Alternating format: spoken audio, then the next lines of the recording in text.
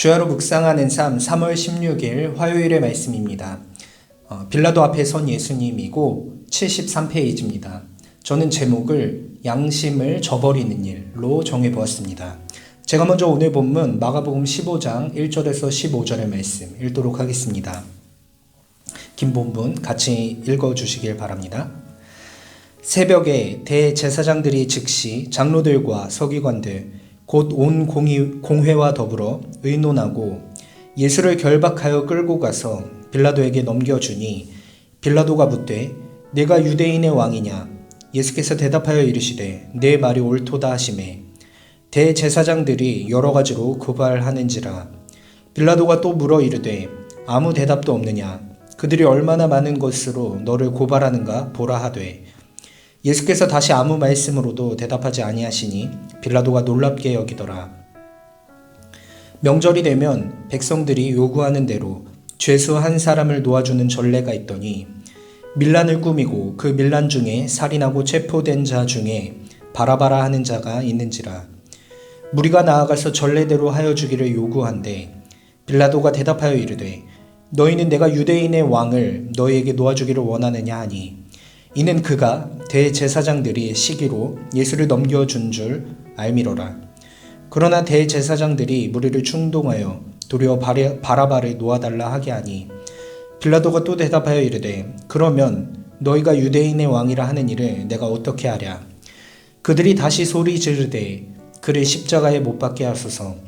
빌라도가 이르되 어찌미냐 무슨 악한 일을 하였느냐 하니 더욱 소리 지르되 십자가에 못 박게 하소서 하는지라. 빌라도가 무리에게 만족을 주고자 하여 바라바는 놓아주고 예수는 채찍질하고 십자가에 못 박히게 넘겨주니라. 아멘.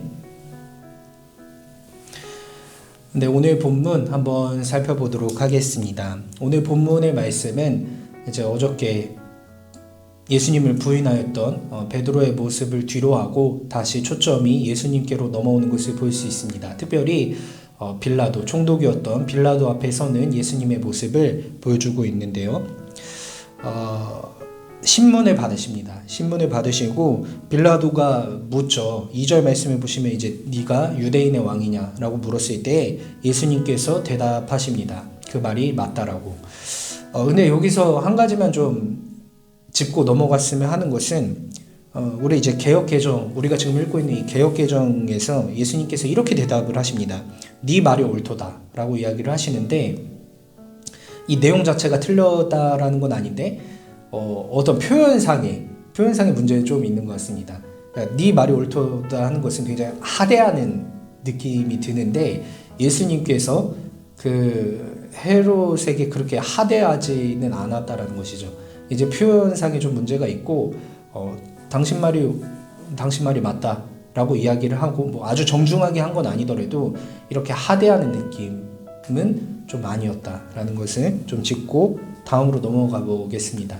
이랬을 때 그 예수님을 많은 사람들이 고발하는데 그 핵심에는 대제사장들이 있었습니다. 다시 이제 그 고발하는 이야기를 듣고 이제 총독이었던 빌라도가 신문을 더 합니다. 계속해서 묻는데 예수님께서는 답변이 없으셨습니다. 처음에 물었던 그 질문, 네가 유대인의 왕이냐에 대해서는 예수님께서 그렇다, 맞다라고 이야기를 하셨는데 그 후에 이어지는 어떤 추궁들에 대해서는 예수님께서 따로 반박을 하지 않으시는 모습을 보면서 5절 말씀에서는 빌라도가 놀랐다라고 이야기를 하고 있습니다.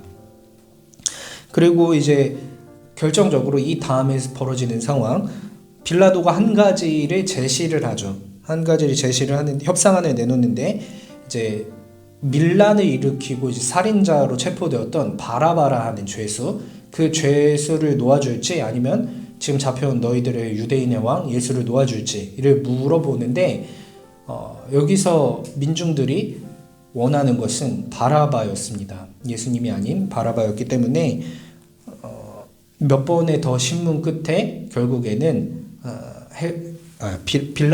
빌라도가 이 예수님을 십자가로 보내고 또 바라바를 놓아주는 이 결정을 하였던 것이 오늘 본문의 상황, 또 예수님께서 이제 진짜 십자가의 길로 가는 오늘 본문의 상황이었다라고 할 수 있을 것 같습니다. 근데 오늘 본문을 보시면서 어떤 부분에 주목을 하셨나요? 저는 빌라도에게 좀 주목을 해보았습니다. 오늘 이제 빌라도의 모습을 주목해 보았을 때 제가 본 것은 세 가지의 모습이었습니다. 먼저 첫 번째는 5절 말씀에서 예수님이 항변하지 않는 것을 보고 놀랐다라고 하는 것을 보았는데, 즉 예수님께서 그 전에 질문했을 때 본인이 유대인의 왕이라고 이야기를 하셨는데, 지금 이 회중들의 반응은 전혀 다른 것이죠. 그 사람을 죽여라, 유대인의 왕으로 인정을 받지 못하는 모습을 고발당한 것인데, 그러면은 유대인의 왕이라고 한다면 이것에 대해서 저들이 뭘 잘못 알고 있는 것이다 라고 항변을 해야 되는데, 항변을 하지 않는 것을 보면서 왕은 왕이라고 하는데 뭔가 죽음을 무릅쓴, 죽음을 각오하고 있는 이러한 모습을 보면서 이 자가 무슨 생각을 하고 있는 것일까 라고 좀 생각을 하지 않았나 라고 저는 나름대로 성경적인 상상을 해보았습니다. 놀랐다라고 되어 있거든요. 항변하지 않는 것을 보면서. 그러면서 빌라도는 이 예수님을 보면서 무슨 생각을 했을까라는 것을 좀 주목해 보았고, 또 한 가지는 10절 말씀에서 빌라도가 파악하고 있는 내용이 있었다라는 것이죠. 그러니까 예수님을 죽여라, 예수님을 고발하는 모습들을 보면서 10절 말씀에서는 그가 대제사장들이 시기로 예수를 넘겨준 줄 알미로라 라고 이야기를 하고 있는데, 요것 또한 정치를 하는 사람의 입장에서는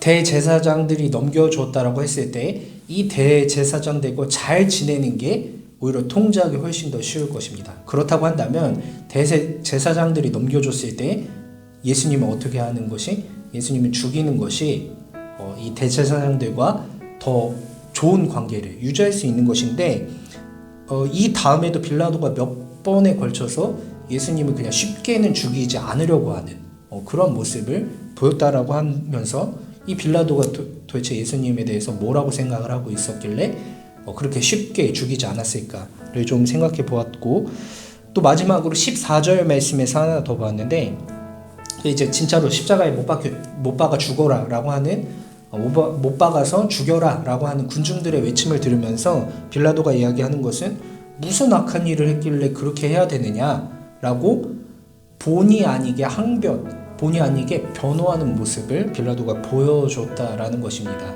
이 모습을 보면서 제가 빌라도에게 좀 집중을 해보았을 때, 빌라도는 어떤 이 일에 대해서 양심의 가책을 느끼지 않았을까? 그러니까 이게 뭔가 옳게 돌아가고 있는 것은 아닌 것 같다라고 생각하지 않았을까를 좀 생각해 보았습니다.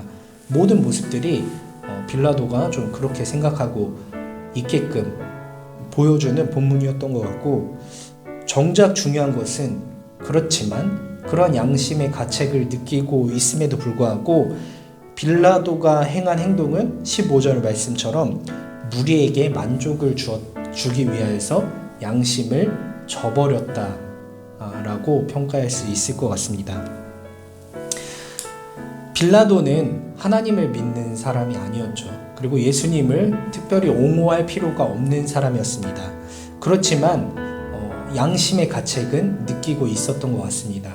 하나님께서는 이 하나님의 형상으로 지어진 모든 사람들에게 양심이라는 것을 주셨다는 것이죠. 하나님의 형상이 그 안에 있기 때문에 잘못된 것을 보았을 때 양심의 찔림을 받는, 그것이 믿는 사람이든 믿지 않는 사람이든 그 양심의 찔림을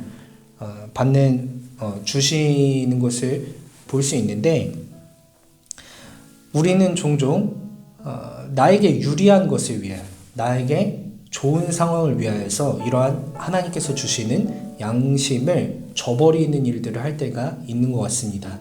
그런 모습을 보았을 때 오늘 이 빌라도의 모습은 양심을 저버린 대표적인 인물로 생각해 볼 수 있을 것이고, 오늘 본문을 통해서 다시 한 번 더 생각해 보는 것은 우리의 모든 삶의 행동과 또 한순간순간 가운데 결정을 내려야 될 때 분명히 하나님께서 우리의 양심에 두드리시는 경우가 있는 것 같은데, 그 양심을 저버리지 않는 것이 얼마나 중요한 것인가. 하나님께서 지금 우리에게 말씀하시고자 할 때에, 말씀하실 때에 그 말씀을 저버리지 않는 것이 얼마나 중요한 일인가를 생각해보는 오늘 본문이 아니었나 묵상해 보았습니다. 네, 오늘 굉장히 긴 본문, 빌라도 앞에 선 예수님의 모습을 살펴보았는데, 오늘 이 본문 잘 묵상해 보시면서 또 본문 가운데 주어지는 우리의 모습을 보셨으면 좋겠고, 또 어떤 것이 정말 하나님의 뜻인지 분별하여서 그 하나님의 뜻 가운데 오늘 하루를 살아가시는 우리 청년부원들 되시길 소망합니다.